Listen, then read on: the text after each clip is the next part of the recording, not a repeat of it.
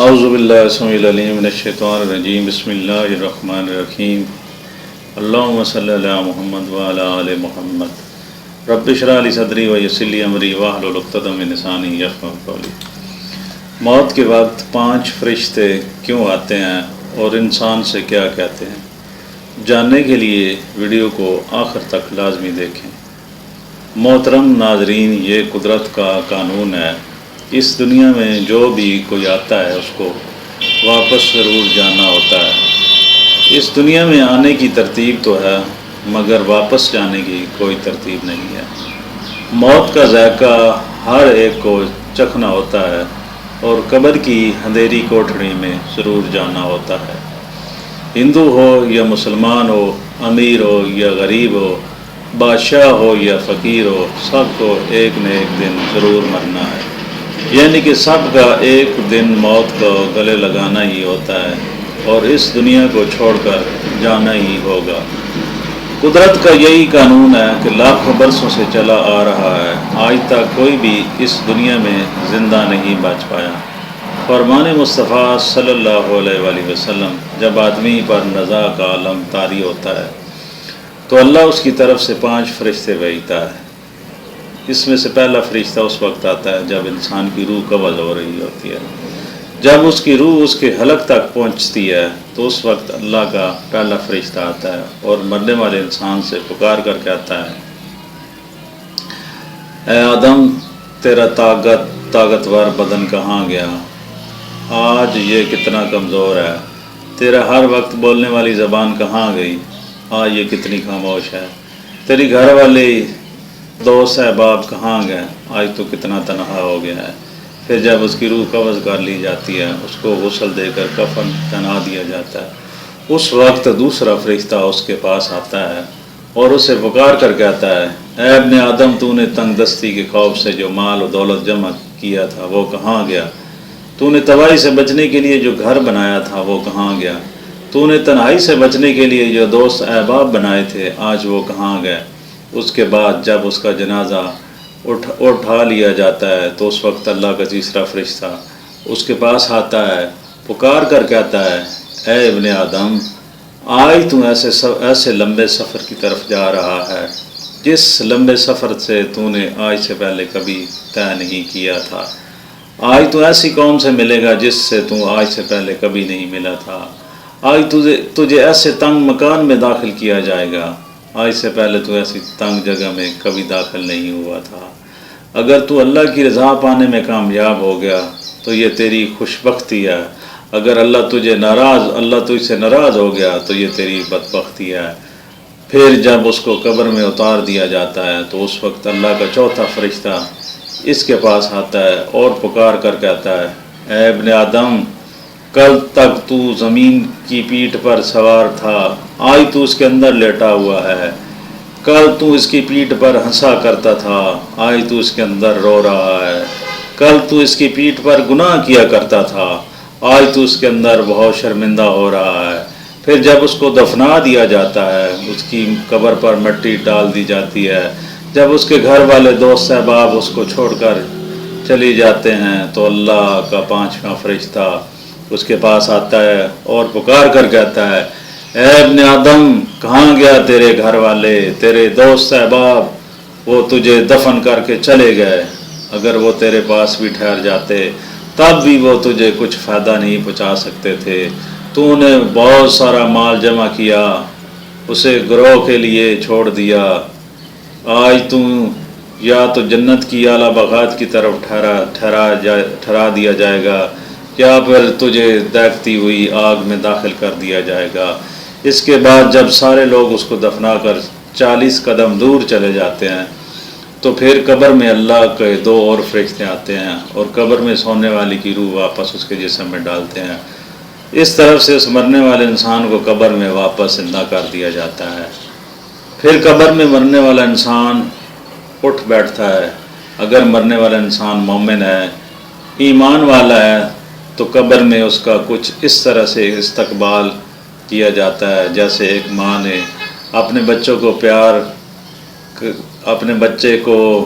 پیار کرتی ہے، جیسے ایک ماں اپنے بچے کو گلے سے لگاتی ہے، کچھ اس طرح سے استقبال ہوتا ہے اس مومن کا، وہ وہیں پر اگر مرنے والا انسان گناہگار ہوتا ہے، ایمان والا نہیں ہوتا، تو قبر اس کو کچھ اس طرح سے استقبال کرتی ہے کہ قبر میں اس طرح سے تنگ ہو جاتی ہے کہ اس کی دائیں طرف کی پسلی بائیں طرف کی پسلی کے ساتھ مل جاتی ہے۔ اس کے بعد اللہ کے دو فرشتے جن کا نام منکر اور نکیر ہوتا ہے، وہ فرشتے نہ تو انسانوں کی طرف دیکھتے ہیں نہ ہی دوسرے فرشتوں کی طرف دیکھتے ہیں۔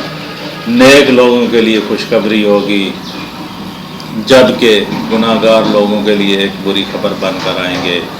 وہ شکل اور صورت کے اعتبار سے بہت ہی زیادہ خوفناک ہوں گے ناظرین۔